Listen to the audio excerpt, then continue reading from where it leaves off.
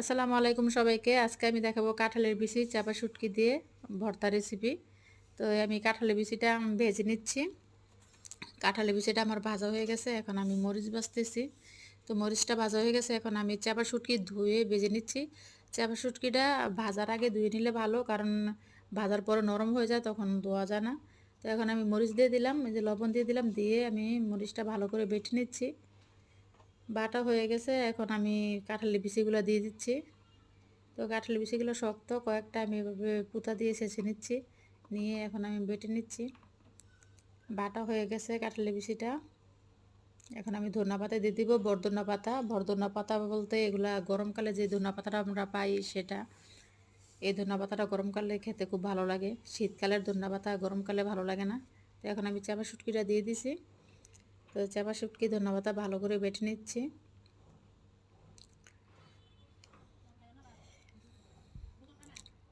এগুলো বাটা হয়ে গেছে, এখন আমি পেঁয়াজ দিয়ে দিব। পেঁয়াজটা আমি এত বেশি ভালো করে করবো না, বাটবো না, হালকা করে বাটবো যাতে পেঁয়াজটা একটু আনাম আনাম থাকে।